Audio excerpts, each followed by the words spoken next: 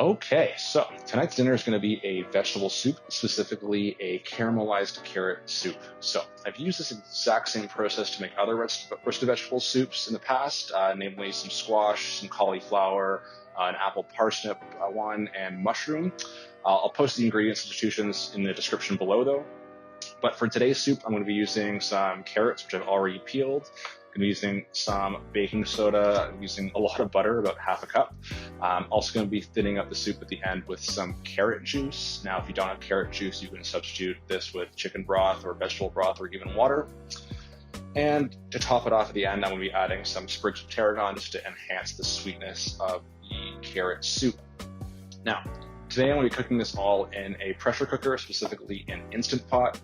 I'm using a combination of baking soda and a pressure cooker. Basically, the baking soda creates an alkaline environment that isn't usually found inside of a pressure cooker. And what this does is it just helps facilitate caramelization or the Maillard reaction. And also by using a pressure cooker and basically allowing the soup to cook at an elevated temperature than what you could find at conventional methods, which just helps speed up that process quite a bit.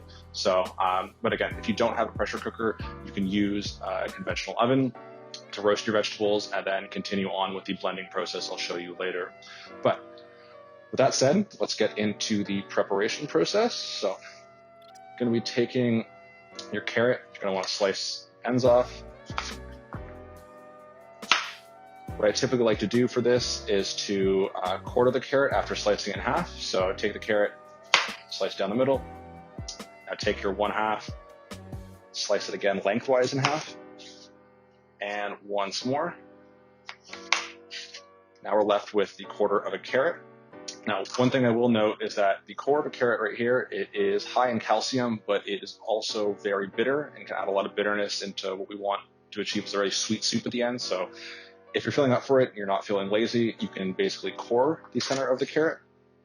This will basically create a sweeter soup in the end, but if you don't feel like doing this, don't worry, just omit this step entirely. So there we go, we can just take that. Doesn't have to be too exact, don't have to worry about it too much.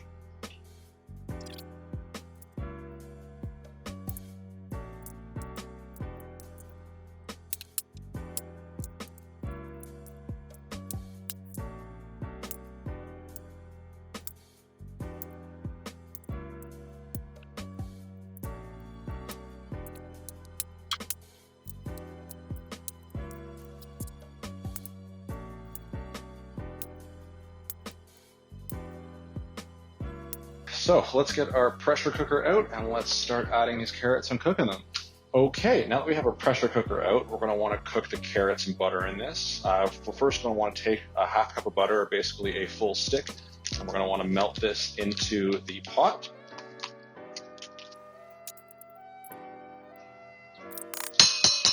And let's add in all the carrots we just chopped up.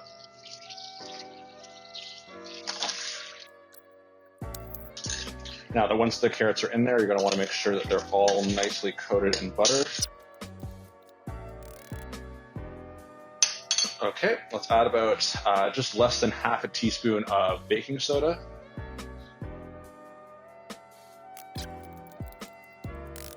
Let's add a generous helping of salt.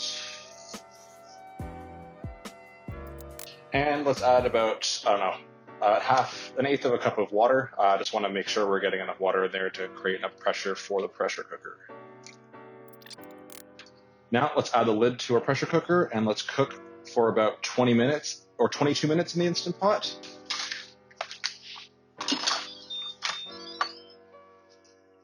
So take the cover off. All right.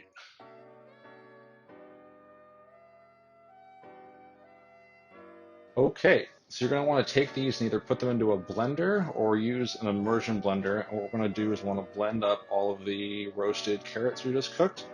So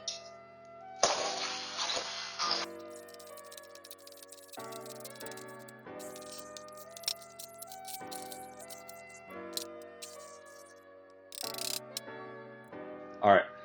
We're going to take the carrot juice, or if you're using chicken broth or water, you can do the same. We're just going to want to thin this soup out a little bit.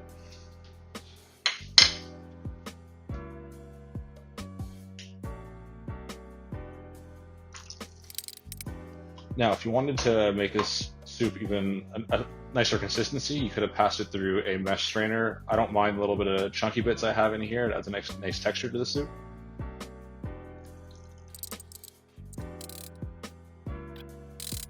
Now I like to add this back into my Instant Pot and put it on saute for a little bit more, just reheat the soup a bit before serving, but pretty much at this point it's done.